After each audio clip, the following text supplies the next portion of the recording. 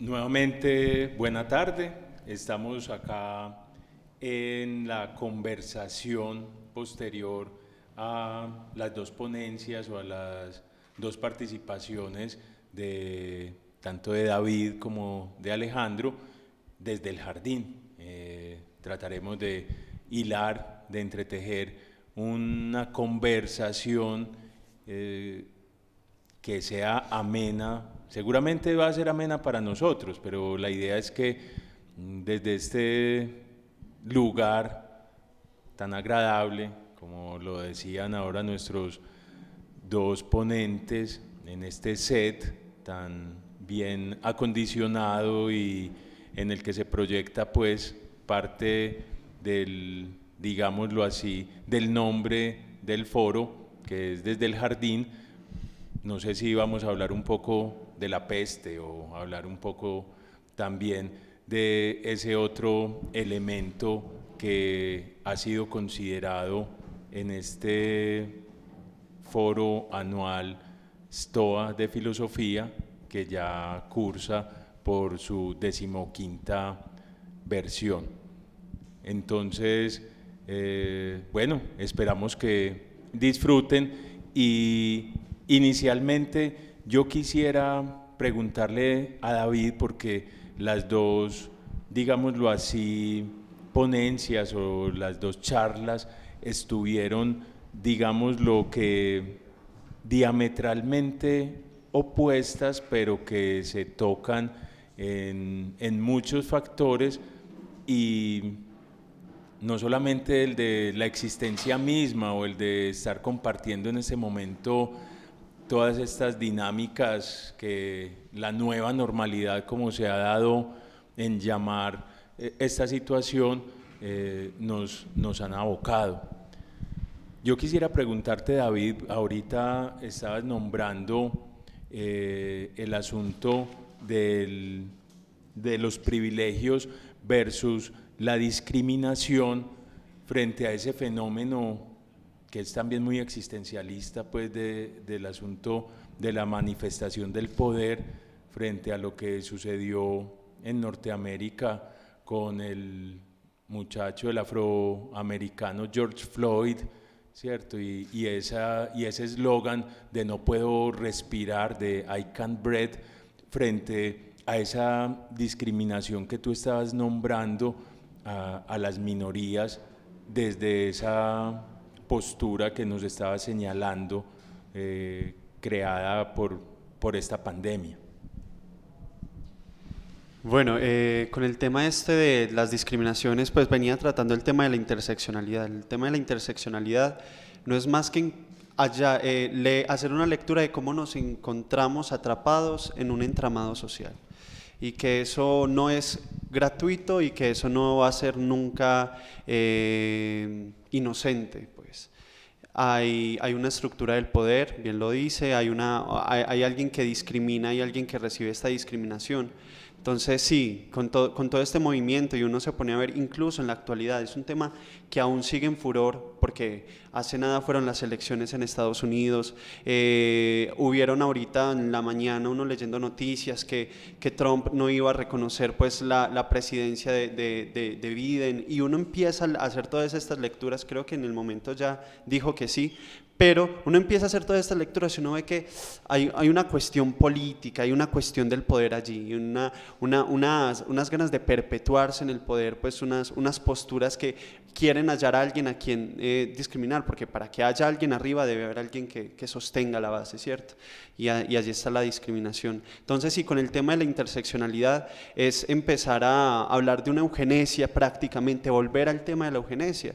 Entonces, tenemos al blanco, heterosexual, no transexual, por supuesto, que sea rico, incluso se habla de tema de belleza, y uno empieza a ver, y joven también, joven o al menos en la flor de su adultez, y uno ve que sí. Por ejemplo, con esto de Floyd, uno ve que total. Ha generado un movimiento social y una pregunta y uno ve que se escala y a nivel mundial también ha habido mucho revuelo porque hay una incomodidad y siento que no es gratuito que sea en esta época porque se nos está renovando unas preguntas de incomodidad, se nos está diciendo el mundo merece ser cuestionado, las estructuras del poder no son tan fijas como uno creería, pues porque llega una pandemia y las pone a cojear, incluso las pone a agonizar en el caso de Colombia.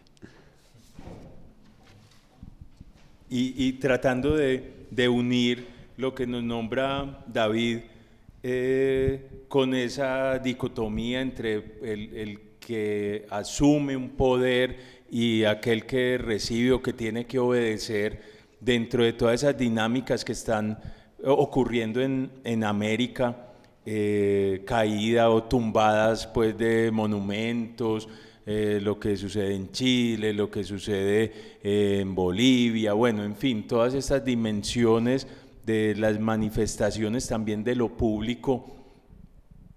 En parte, Alejandro, eso da cuenta un poquito de esa conversión, de lo que nos estabas ahorita nombrando, o cómo a partir de ese movimiento de la masa podemos dilucidar un poquito esa noción que nos estuviste esbozando ahorita.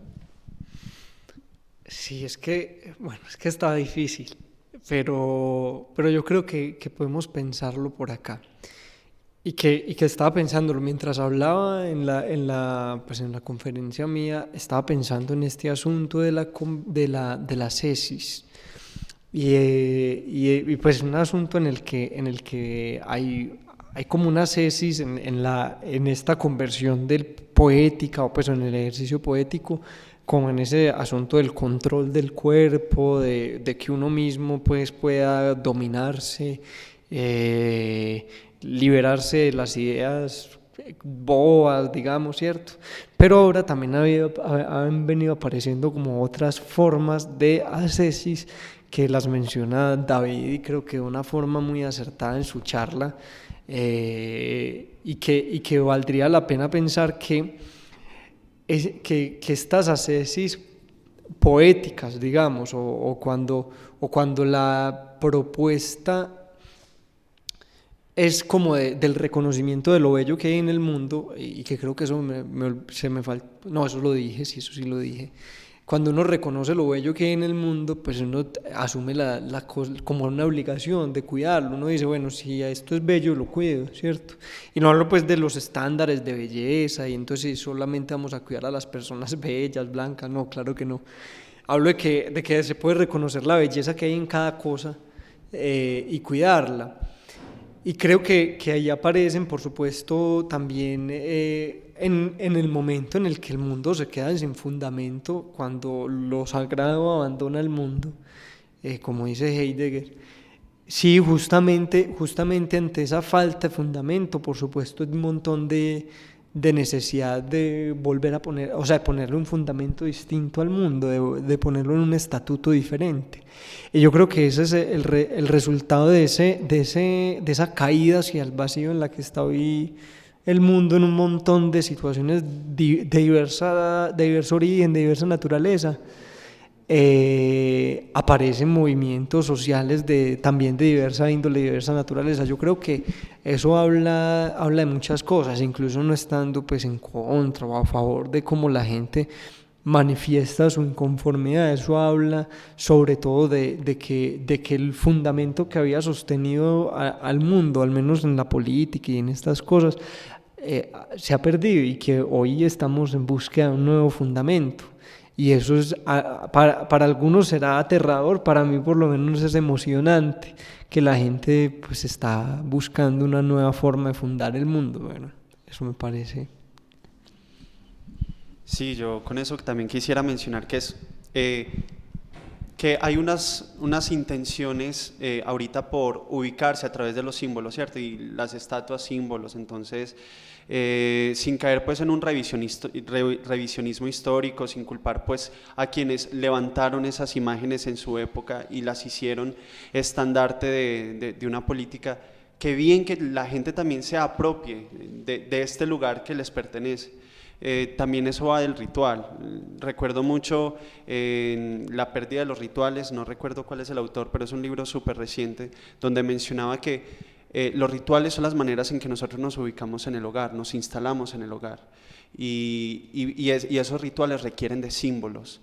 Y si nosotros nos vamos a ubicar en este mundo como nuestra casa, lo vamos a decir, lo vamos a nombrar como nuestra casa, hay que acondicionarlo. Y si hay algo que está haciendo ruido y si por ejemplo hay algo que, pues un arma que está apuntando justamente a la casa de la memoria histórica, hay que hacer ruido, pues algo está sucediendo allí y debemos buscar que esos símbolos no sean el lugar donde se discrimina, sino el lugar de enunciamiento, donde quepa una narrativa, donde las personas digan, sí, allí me están narrando. Entonces sí, obviamente sin caer en un revisionismo histórico, que me parece importante volver a eso, sin culpar a alguien porque erigió esas imágenes, porque eran pues las ideas que están en furor. Quién sabe si estos símbolos que nosotros estamos levantando actualmente en el futuro van a también ser derrocados, y qué maravilloso que lo vayan a hacer, pues, porque eso habla de que también va a haber en el futuro una forma en que las personas se van a instalar en este hogar y van a decir, es que este es mi hogar, este es el lugar que yo debo ocupar, y los símbolos que pululan, que están allí, también me deben hablar, deben ser discursos hablantes, y que si algunas imágenes de esas han de caer, que sea para que nos instalemos más en este hogar. Dentro de esa línea que ustedes inician en esta conversación, nombras, David, la casa, ¿cierto? Oikos. Y sabemos que la casa o las casas que habitamos no están diseñadas para habitarlas de este modo, ¿cierto? De este modo de confinamiento, de este modo de restricciones. No son espacios diseñados para esa manera de estar, ¿cierto? Posiblemente no permitan mucho la contemplación, pues en un apartamento de 60, 70, 80 metros, no sé, cuadrados, con un balconcito donde entra la luz pues de una manera de pronto muy intermitente, si lo hace, y frente a lo público, pues frente al cuerpo social, también, dado pues con el comentario que hacías, vemos también que esta casa que todos compartimos tampoco está, digámoslo así, diseñada para esta manera en la que la veníamos habitando, ¿cierto? Es decir, se nos está pidiendo a gritos como una transformación del cuerpo social y una transformación también de esos espacios más íntimos o más inmediatos en los cuales nos desempeñamos, ¿cierto?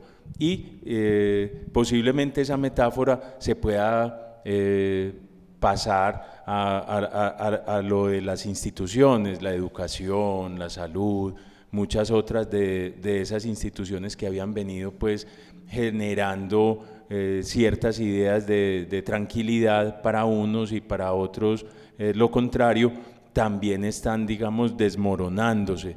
Desde esa mirada, desde lo que nos estabas mostrando o nombrando con el concepto de la eugenesia y las nuevas narrativas, ¿cómo proyectar o cómo mirar ese espacio de la casa? El espacio de la casa es un lugar de reclamo, es un lugar de pregunta, de duda, sí, pero también es un lugar de cuidado. Y creo que en este momento también es un momento para reconocer la figura femenina, al menos de lo femenino, y cómo ella ha sido históricamente instalada en el hogar como la del cuidado, la protectora también.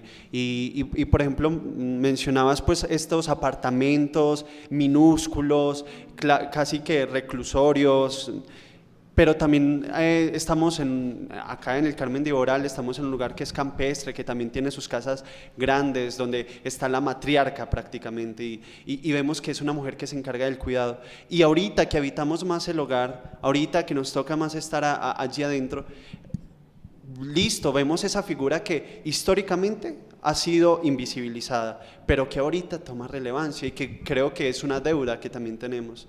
Entonces sí, yo por ejemplo por su ausencia, porque ya mi madre no está, pero por su ausencia empiezo a ver esa figura materna, esa posibilidad que nos brindaba de la cuidadora y que es bellísima, pero también es un reclamo a la sociedad de darle pues su lugar, porque nunca siento que se le ha dado, siempre ha sido pues como el accidental, como que lo que no puede hacer el hombre, entonces que lo haga la mujer. Entonces sí, y ya con este espacio de la casa, creo que en el video que presenté ahora mostraba que incluso no era la casa, era mi habitación, era mi lugar íntimo. Entonces es el lugar donde sí, las preguntas nacen, es el lugar de la duda, de la incertidumbre, pero es también un lugar en todo ese ruido, en toda esa incertidumbre, instalarse uno y ver que, bien me lo dijo ahorita cuando terminó la charla y me decía, es que para resolver no hay que resolver nada, hay que hacer ruido, hay que intencionar ese ruido a ver qué sale.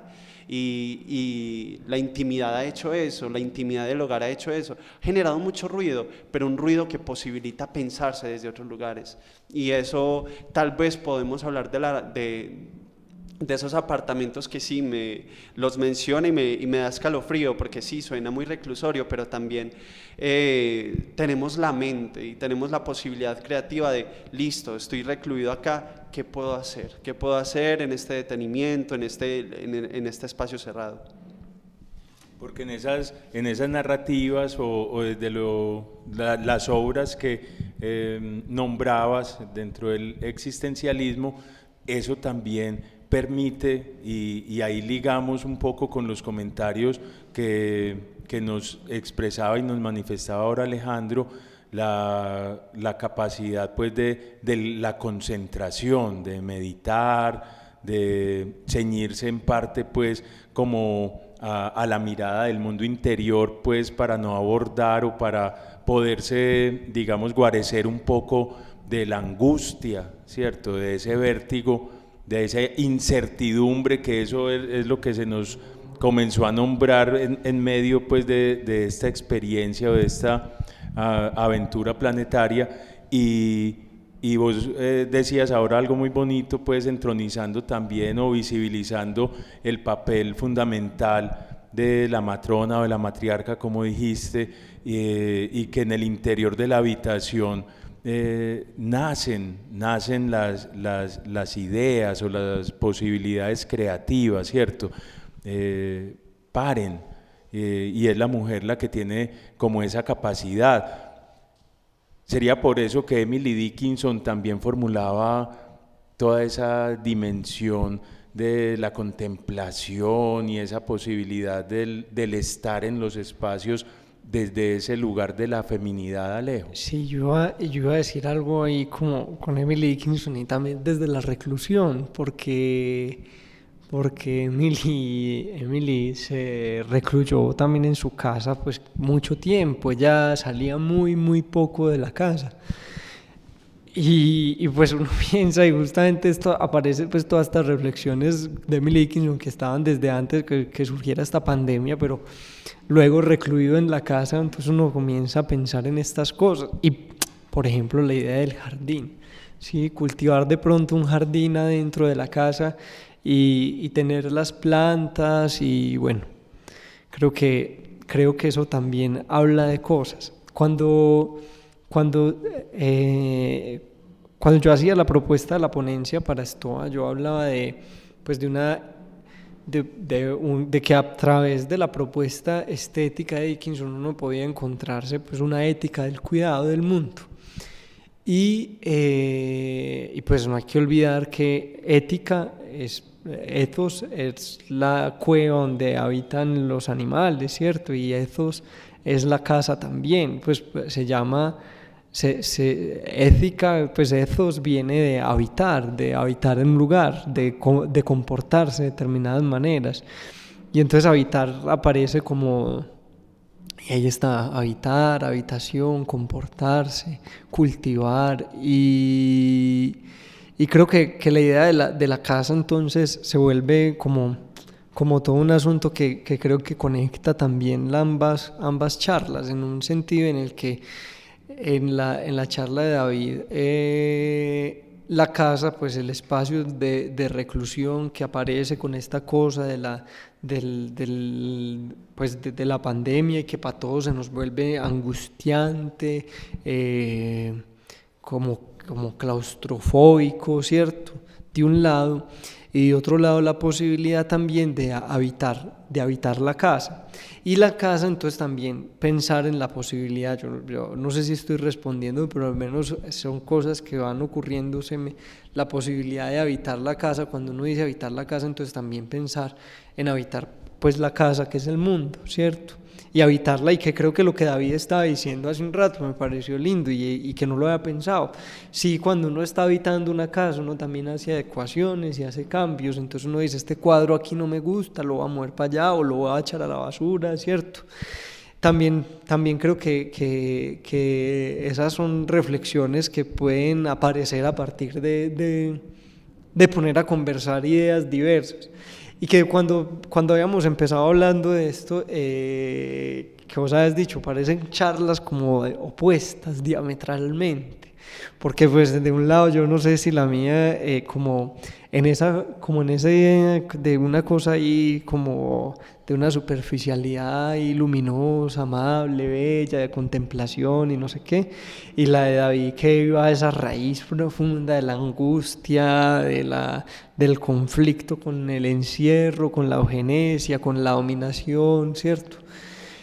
Y yo pienso que habría que pensar también en cuanto a esta jovialidad poética, que es incluso lo que dice Nietzsche en El origen de la tragedia, que no puede ser entendida como un estado de tranquilidad no amenazado, o sea, esa contemplación poética del mundo no puede ser una felicidad no amenazada, una tranquilidad y una paz ahí como de voz, sino que es producto de la mirada sobre la naturaleza dura del mundo, o sea, cruel de la naturaleza, comprender el sufrimiento también, y que Emily Dickinson, por ejemplo, una mujer también que sufría mucho, y sin embargo, a pesar de eso, o sea, y afincarse en el mundo y decir, a pesar del sufrimiento, yo me afirmo, yo digo sí, yo decido vivir y agradezco la existencia, o sea, me siento agradecido con la naturaleza que existe y con la posibilidad de poder contemplarla. Claro, y decía José Martí también que el poema nace al lado del dolor, ¿cierto? Que en parte eso es lo que le permite también levantar el vuelo y mostrar lo sublime a partir como de esas experiencias no tan gratas, porque ahorita David también nos hacía una alusión a un aspecto desde lo psiquiátrico digamos, del advenimiento, del crecimiento de una cantidad de patologías y de enfermedades de la mente que también digámoslo así, se alborotaron con esta experiencia que nos ha tocado, pues, de la cual nos ha tocado participar, y en parte también eso aboca un poco el asunto existencialista, pues como de la misma vida, ¿cierto? De esa existencia en confinamiento. Pero sin embargo, como en este diálogo, frente a ese aspecto que nombrabas ahorita, David, acerca pues como de ese crecimiento desmesurado pues en ese tipo de dolencias o de enfermedades, no sé si se podrían llamar dolencias, aunque hay un amplio sufrimiento allí, y frente a lo que nos estaba también narrando o manifestando Alejandro con esa concentración en el presente, ¿cierto? Como una posibilidad de conversión o como un primer paso hacia una conversión. ¿Cómo ves dentro de esa eugenesia y esas nuevas posibilidades narrativas que también formulabas, esa transición, pues como ese efecto que genera en las mentes, no solo del cuerpo social, sino en las mentes individuales, esta situación que se manifiesta de ese modo que nos nombraste, ¿cierto? Está el tema de, sí, las patologías. A mí me ha hecho mucho ruido. Si aquí Alejandro trae a colación su tesis, también yo traigo a colación mi tesis con este tema de las enfermedades. Me hace mucho ruido porque sí, se ha empezado a patologizar, se ha empezado no sé, satanizar tal vez o ver tan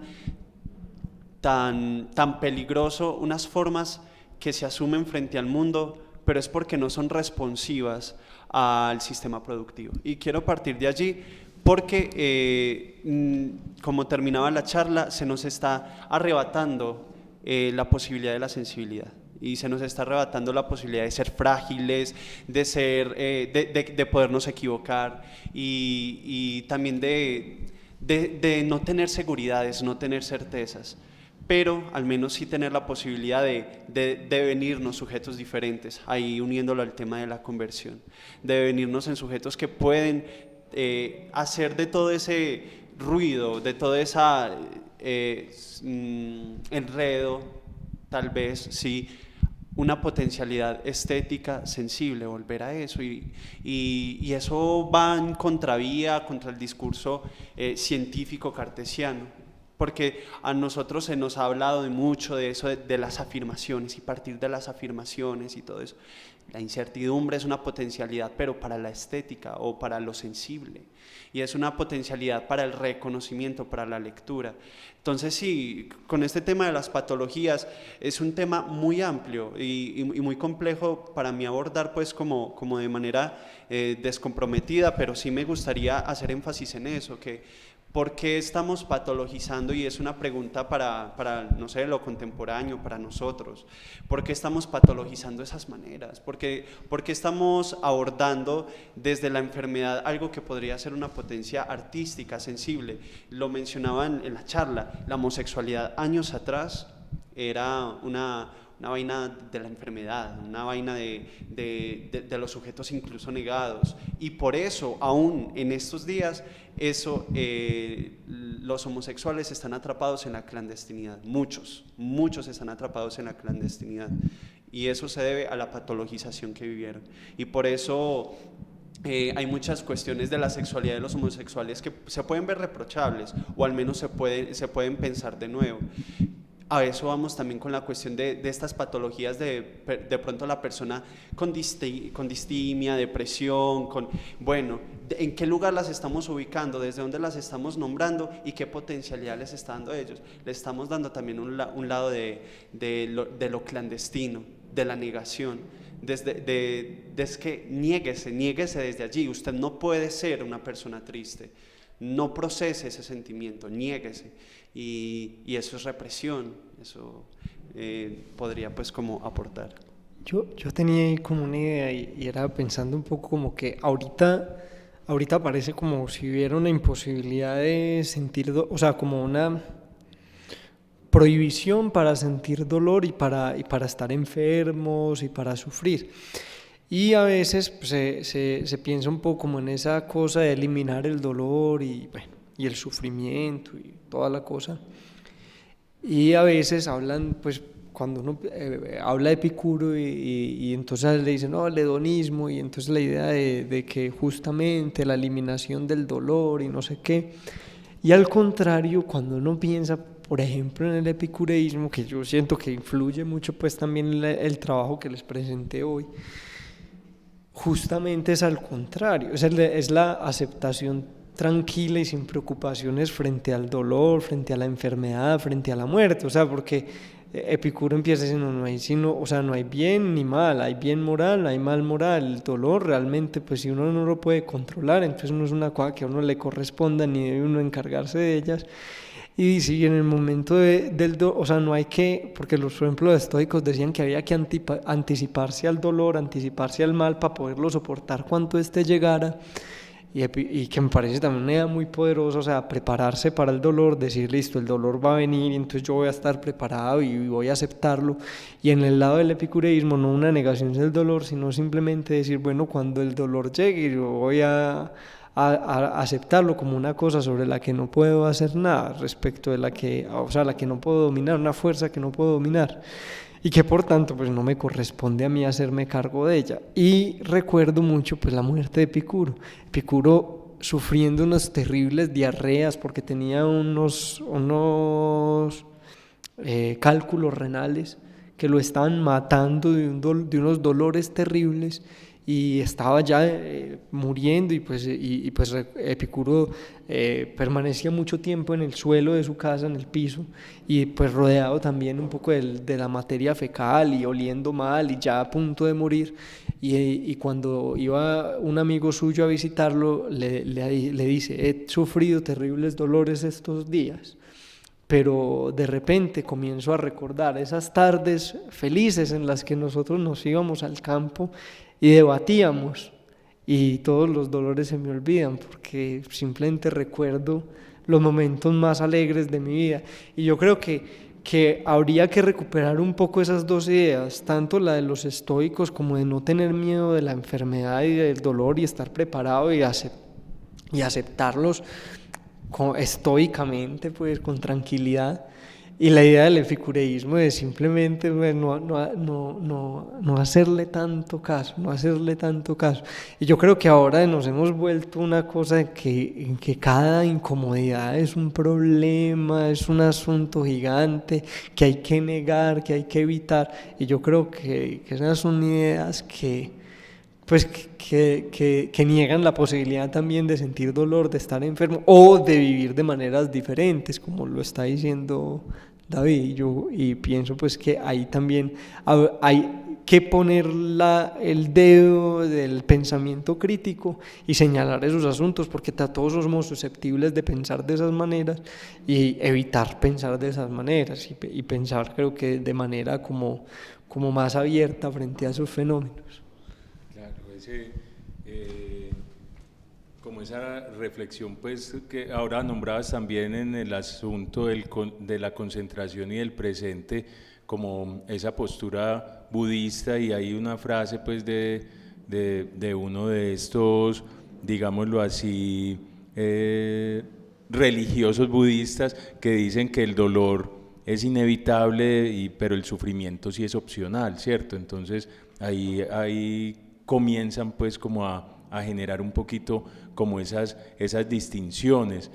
¿Serán esas patologías también un doble encierro? Pues porque estamos encerrados por una situación, así como decías acerca del dolor, que no dependía de nosotros como individuos, ¿cierto? Pero que en cierta medida sí nos toca padecerlas como individuos y como cuerpo social, en un medio o en un sistema completamente exhibicionista, ¿cierto? En un sistema, David nos hacía ahora esa alusión, pues como una producción incesante, una velocidad arrolladora, ¿cierto? De la información, en la cual las personas se ven, pues digámoslo así, bombardeadas, y casi no hay capacidad de distinguir o de diferenciar entre lo que es algo verdadero o no lo es tanto, ¿cierto?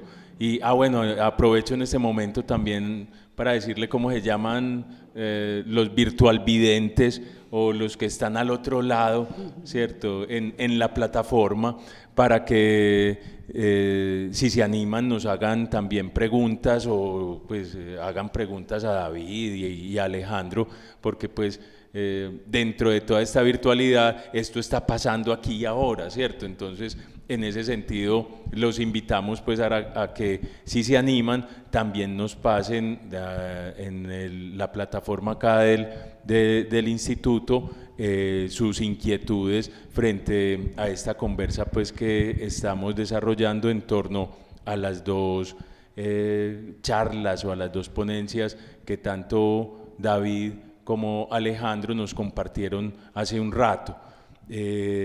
Entonces, frente a ese mundo tan vertiginoso, tan, digámoslo, lleno de sets o lleno de artificios, frente a los cuales ahorita nos vemos doble o triplemente encerrados, sin embargo, hay fotografías, las selfies y una cantidad de digámoslo así, dispositivos que permiten expresar a otros también un estado, ¿cierto? Porque hay incluso dentro de ese argot o dentro de esa jerga que se crea todo este asunto del estado.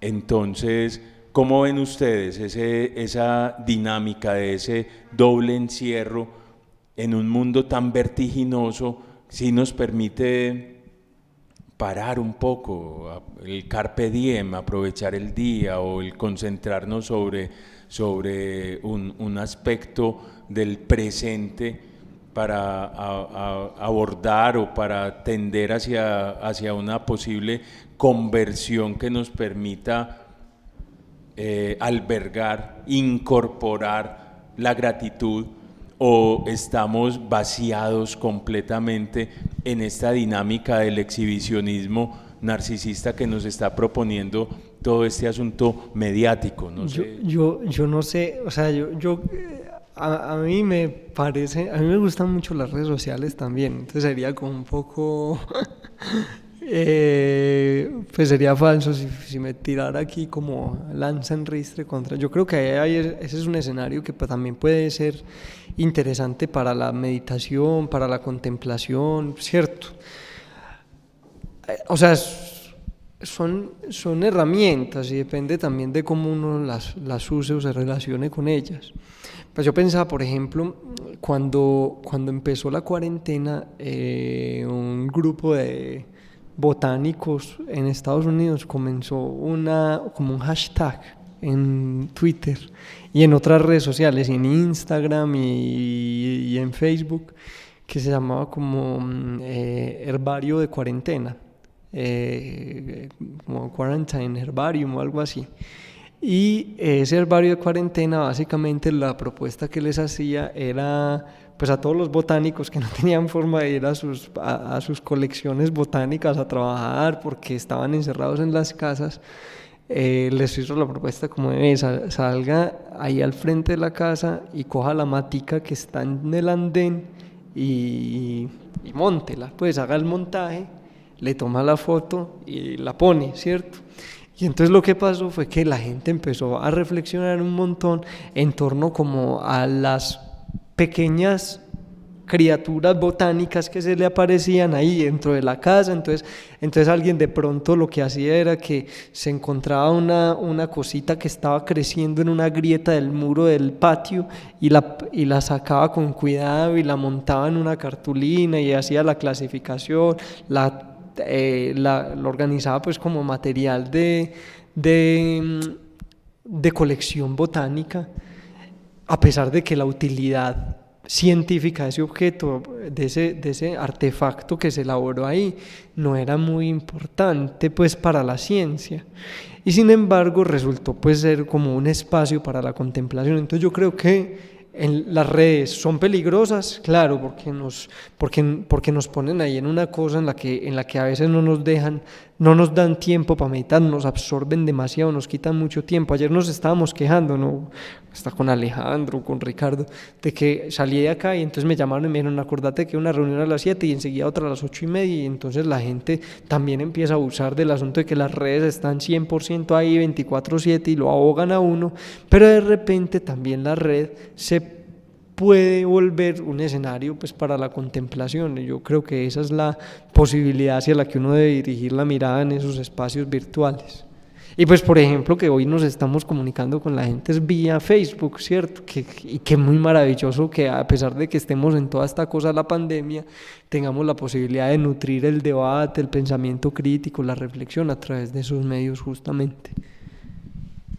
Pienso mucho en la peste, ¿cierto? A propósito pues de este encuentro, la peste, y cómo la peste está allí como amenaza o como cosa que puede suceder, pero que afortunadamente en este momento tenemos cosas maneras para sortearla, ¿cierto? Entonces está el tema de cómo pensar la peste en este momento, no simplemente desde un lado del contagio que se da por coronavirus, vía respiratoria, no solamente eso, sino todo lo que ha desencadenado a nivel social y todo lo que nos ha sucedido. Y creo que sí, que Creo que las redes sociales se han vuelto un poco peste y yo sí soy un poco menos esperanzador en ese sentido, pero también reconozco la labor que puede haber en las redes sociales en cuanto que nos dan un espacio donde podemos ser unos diferentes a nosotros, pero también hay que preguntarnos qué de real, o al menos qué de sincero, de transparente hay en eso. Y entonces empieza a hacer ruido porque estamos en la sobreinformación, estamos en las redes que nos agotan, estamos en las redes y bueno, el espacio para lo real, el espacio para el encuentro genuino, verdadero. No sé, el régimen que está viendo ahora, habiten las redes, habiten lives, vayan a conferencias, vayan a todos estos espacios, porque no podemos encontrarnos en persona, porque estamos perdiendo el momento, estamos perdiendo casi que el aliento, estamos perdiendo la posibilidad de atrapar el aliento. Bueno, nos queda dar las gracias, creo yo, porque el tiempo también en la virtualidad es como muy rápido y no es virtual, se pasa muy veloz, y en cierta medida cuando se va sintiendo uno más cómodo es cuando tiene que salir. Con la frase de Alejandro ahorita, que de las cigarras son la reencarnación de los poetas, hay que seguir cantando, creo yo, y sea por red o sea en la presencialidad, debemos, pues, como de acuerdo con lo que nos nombraron ahorita nuestros dos compañeros Alejandro y David, en esta dimensión de la existencia o de la vida. Los invitamos, pues, a que nos sigan acompañando. Sigue ahorita un actor pandémico en el Jardín como Arte con César Vadillo de Bogotá, Colombia. A las 7 de la noche, Las posibilidades futuras, la belleza y la peste, con Víctor Fiorino, invitado especial desde Argentina. Y a las 8, la conversación que modera Ricardo Espina, director del festival, del foro, perdón, desde el Jardín, con la conversación con los panelistas. David y Alejandro, muchas gracias. No sé si quieren nombrar algo más. Pues me gustaría también, anclándole a esta última idea de la virtualidad, sí, hay que comportarnos de manera subversiva, y estos espacios son subversivos. Estos espacios donde nos podemos pensar, estos espacios donde podemos tener otras miradas y hacer arte en las redes también, si se nos dio este elemento, hacer arte, buscar la manera de rescatar la sensibilidad. Muchas gracias por el encuentro, de verdad que una conversación muy amena y muy enriquecedora. Sí, yo iba a decir nomás que pues eso lo dice Sócrates en el Fedro, de que las cigarras y toda la cosa, pero cuando vos lo mencionaste y dijiste lo de seguir cantando, pues recordé mucho la canción de las cigarras, la que dice: tantas veces me mataron, tantas veces me morí, y sin embargo estoy aquí. Y esa es la cosa de cantando al sol como las cigarras después de un año bajo la tierra. Yo creo que esa es un poco la cosa. Llevamos un año enterrados, encerrados, enclaustrados, pero creo que la posibilidad siempre, como, bueno, yo no sé si soy muy optimista, es la posibilidad de siempre poder, pues, como renacer, resurgir, y creo que ahí está. No sé si de la misma manera, posiblemente de un modo distinto, pero creo que la invitación es efectivamente a seguir cantando como las cigarras. Sí. Gracias, sigan con nosotros.